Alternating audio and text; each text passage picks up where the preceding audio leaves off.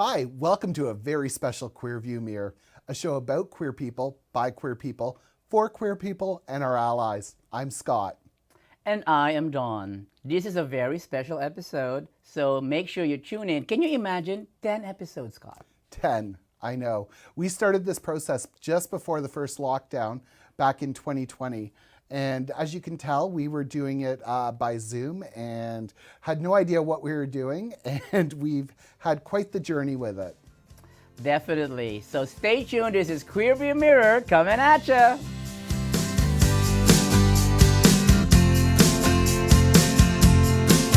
Step up, climb in.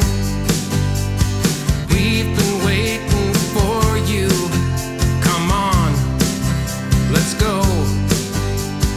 Wheels begin turning. My, we've come so far. Just think where we can go. Welcome back. We're here in our special episode, special episode of Queer View Mirror.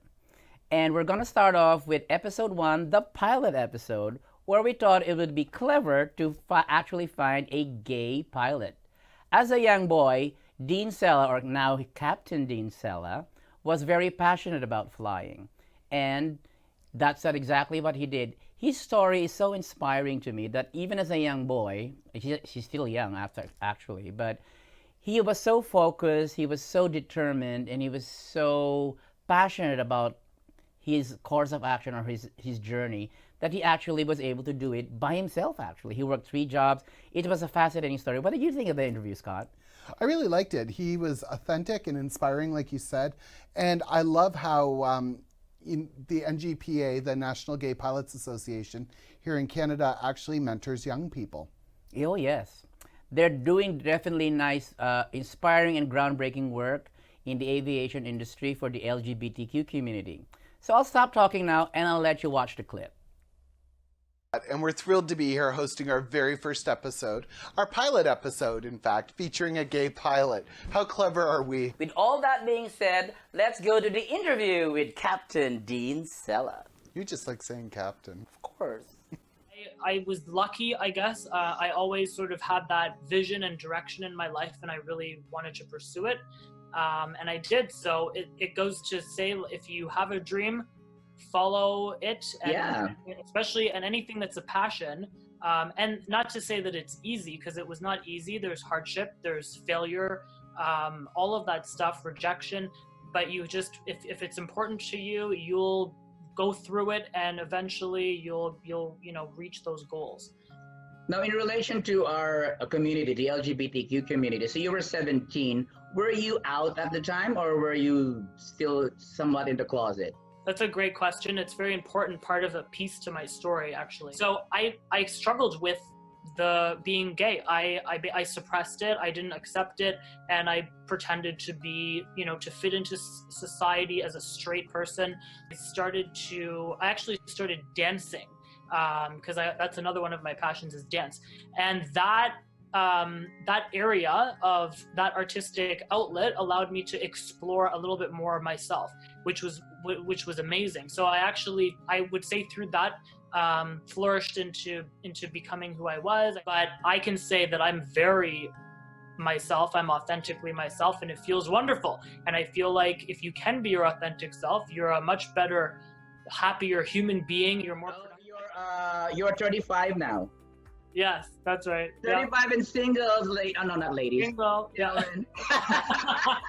Wrong show, Dawn, wrong show. Captain Dean Cella, I salute you. Thank you very much. Wasn't that great? I found Dean to be really inspiring, and I really especially liked how the NGPA and Dean look to mentor young people, like young members of our queer community.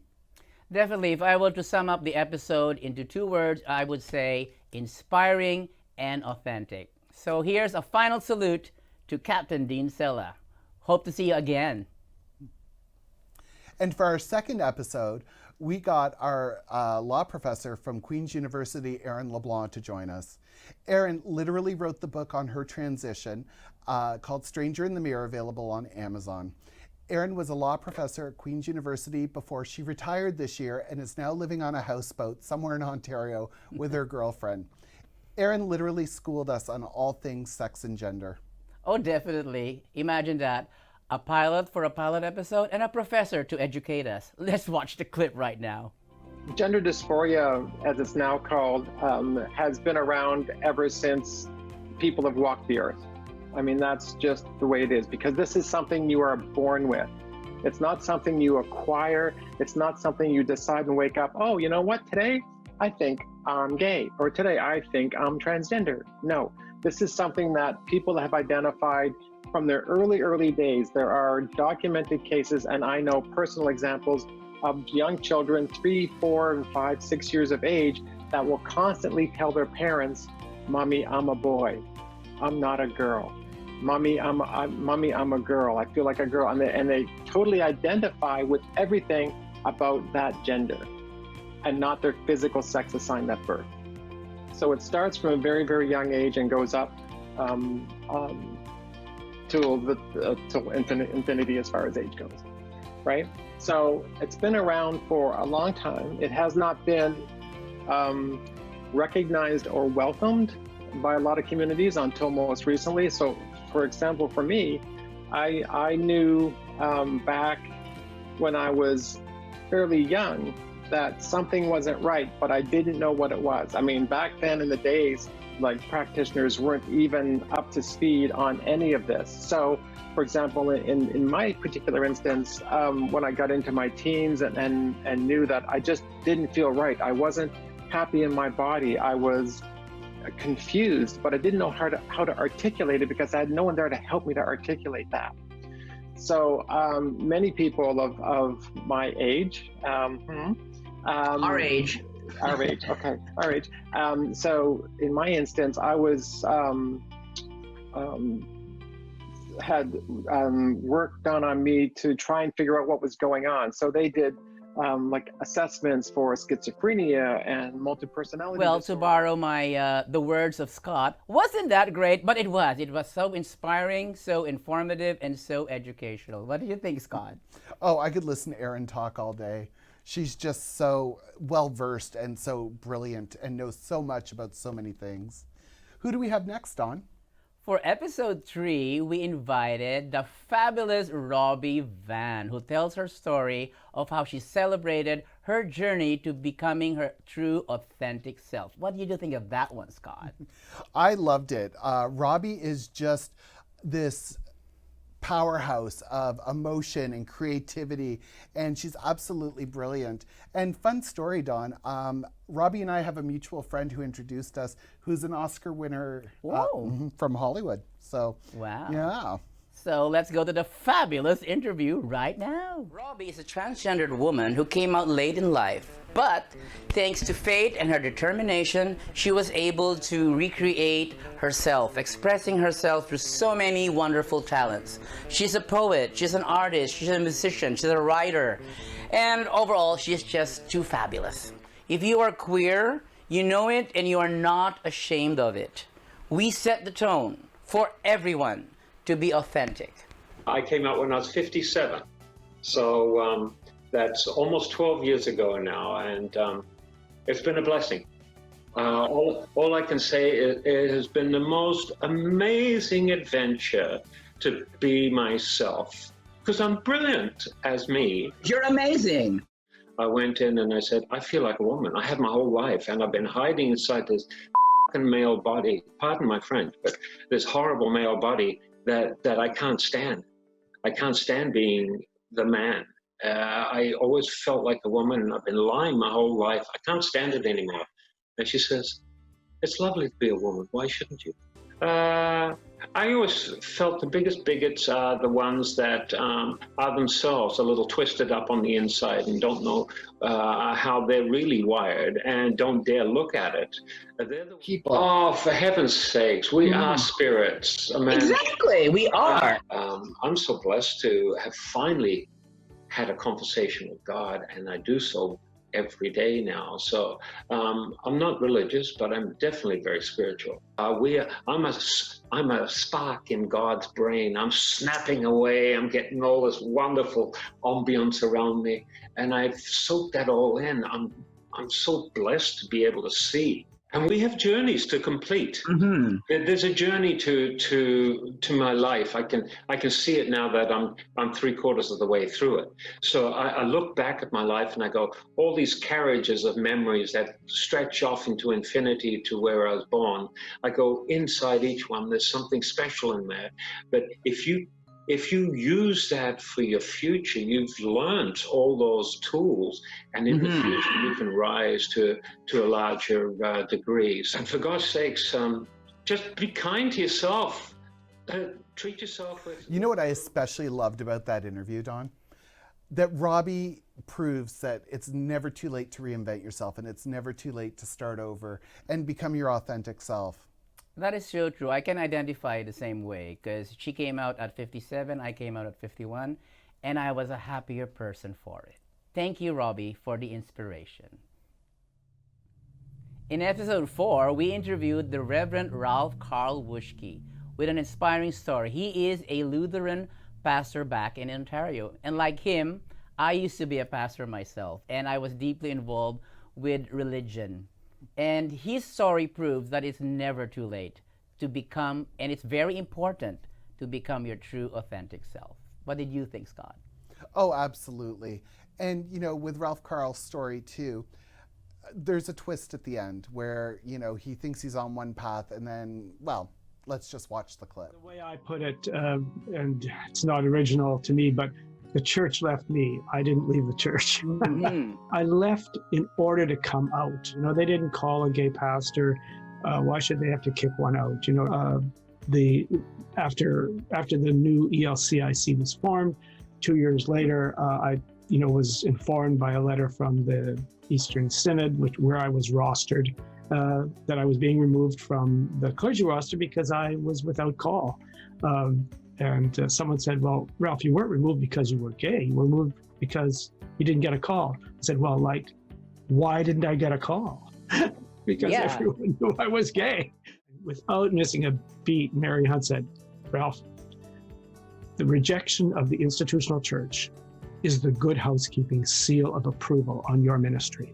I've often been given to saying that, you know, my way of being gay is a religious way of being gay, and my way of being religious, because I'm a very religious person, is a gay way of being religious. Authenticity was a very important word for me. I knew that the institution was wrong. You know, I knew they were wrong. Eventually, it would be theology that would get them there. You know, and eventually it did, right? Wow, that was really inspirational. What did you think, Don? Well, I can totally relate, Scott, because like the Reverend, I was also a minister back in the day, and I was very deeply involved with a religious institution, and I couldn't stay in it because I had to come out and be my true, authentic self. Ralph was definitely an inspiration to me. And joining us for episode 5 was Alessandro Iachelli. He was the president of the Nanaimo Pride Society, as well as being on the board for Fierté Canada Pride. In addition to talking about how the different pride societies in Canada were going to pivot during the COVID crisis, Alessandro also addressed using the words pride and using the words queer. What did you think? Well, like him, I don't say like him, but I had a problem with using the word queer in the beginning, but when I got educated, kind of, by an Italian, no less. He's Italian, right? Anyway, let's just watch the clip. How did the word pride come about to be one of our, well, for lack of a better word again, our brand name for the queer community? Yeah. And it's funny that you mentioned about the word queer, because honestly, when I was younger and came out of the closet, like, I had problems with the word queer. And, you know, it was a process over many years to really realize, hey, you know what? No, that word belongs to us. And we can reclaim that, and it can be a positive thing. As to pride, you know, for me, it's looking back at our history and the fact that, you know, we were all in the closet our forebears fought hard, for us to be here today and have the rights that we have and the visibility and everything like that. So for me, it's about the struggle that was, in place for many, many years. And, lots of people had to hide who they were. Lots of people, committed suicide. Lots of people lived false lives because they had no choice. And, like me as a queer man today, I take pride in who I am. And I think, it speaks volumes to, where we're at today. And I think everyone. That was a very interesting interview with Alessandro. It goes to show you that we can go with the times, like Pride was canceled and all these things have happened, but they rolled with the punches and in a way they punched back. And they moved a lot of things online. So we did get our Pride celebrations. It just didn't look like previous years. Yeah. Thank you, Alessandro. We hope to see you again in another episode. After 5 episodes of Queer View Mirror, we decided that we need to grow. We made some improvements and we're continuing to make those improvements. We learned from our audience, we've learned from technicians, sound people. We have a whole crew, a whole studio, a whole everything working for us now. And we've got some stuff coming up, don't we, Dawn? Oh yeah, season 2 is gonna be so exciting, so much better. And anyway, just watch and see. Episode 6 was an amazing story of an amazing woman, an amazing mother, who just blew me away. Susan Cottrell is the founder of freedhearts.org, and freedhearts.org resulted in a very personal journey she had in her own family. Let's watch the clip. And my thought was, because we were in the evangelical church at the time, and I thought, oh gosh, we'll never fit in the community again. They'll never accept us like this.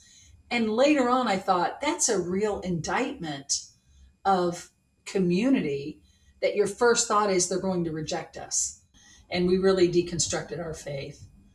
So, and in the end, we're far better off than we were. And I just watched these lovely people, peaceful, loving, kind. And I thought the church has really, really missed it.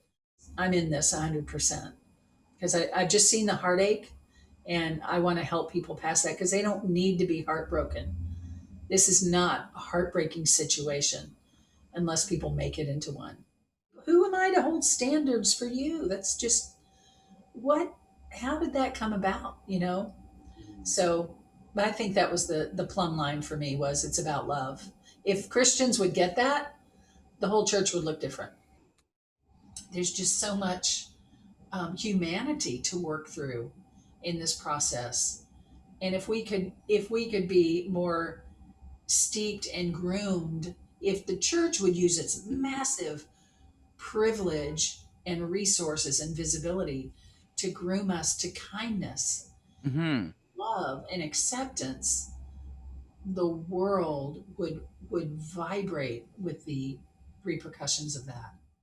The message that I give is that LGBTQ people can love themselves and be at peace with themselves, and they're perfectly fine exactly as they are. They're perfectly created to be as they are. Affirming means I celebrate you as you are. I accept and am happy for you to be who you are. That was just such an amazing story about a mother and her love for her children. I learned so much about Susan's journey, and I can see why thousands of people have reached out to her for guidance and for advice and inspiration along the way. Yeah, Susan's work is truly amazing, and you can reach out to her by checking out freedhearts.org. She's such a wonderful ally, and I'm so glad that we have her. It was such a pleasure to meet Nicholas Sperling. Nicola works for the flag shop over on the mainland and has recently designed the trans lesbian pride flag. She's an advocate for marginalized communities. She has a podcast, and she's run for public office 3 times for the Green Party. It was so amazing to speak with her.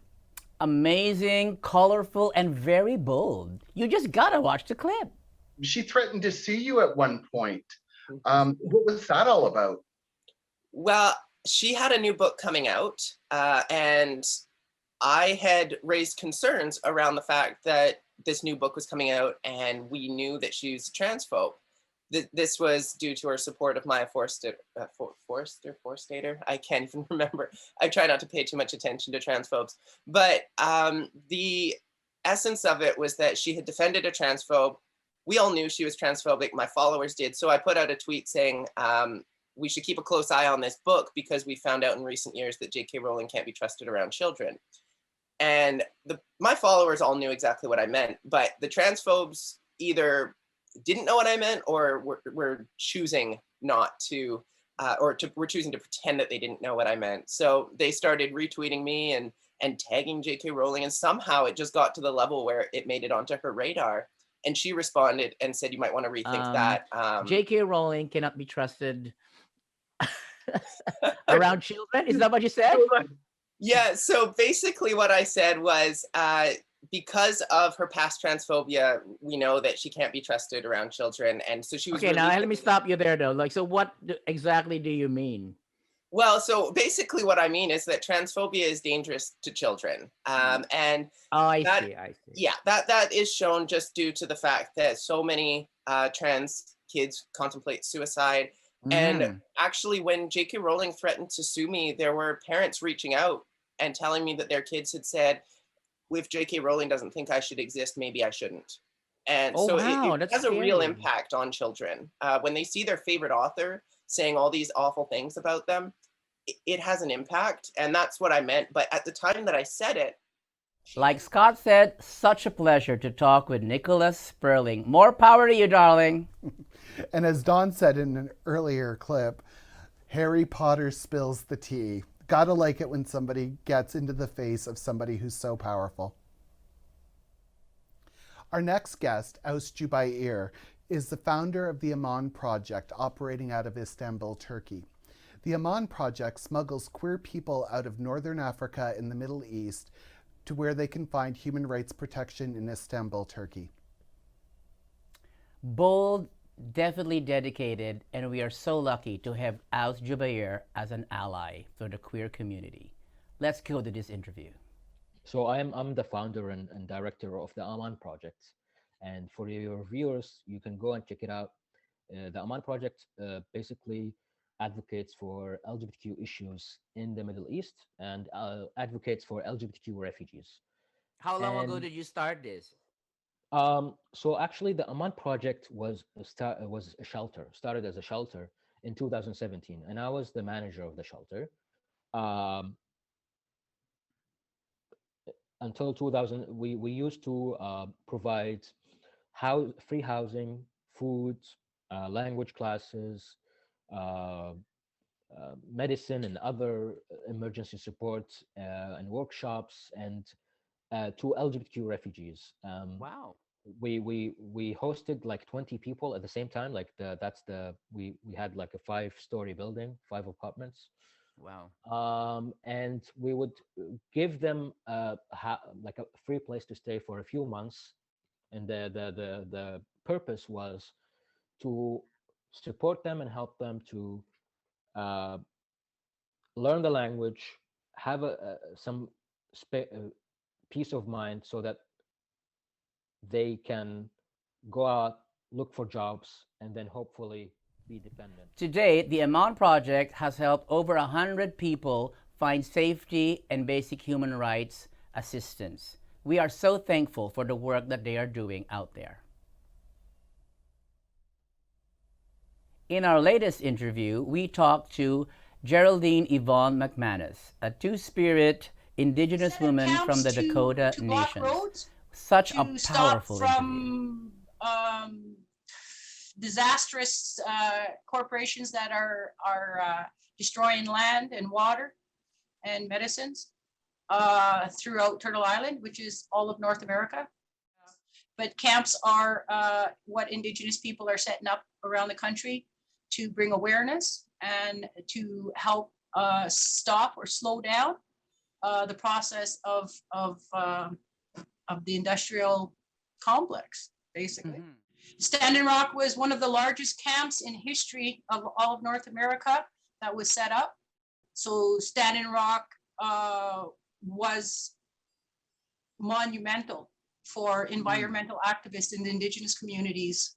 But I stood my ground with everybody and simply stated that it was important for people to understand the damages that were being caused by the oil pipelines that were breaking throughout the country. So it's not something that I just decided to do. It's something that's inside me. It's in my genetics. Creator put the red people here on Turtle Island to protect and to preserve what we have here.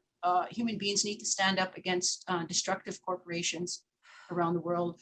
Prophecy, we always understood in the Dakotas that we had known that the time of the black snake would be recognized by our people, and that we were to help to stop and prevent it from continuing because of its destruction that it will cause to the land.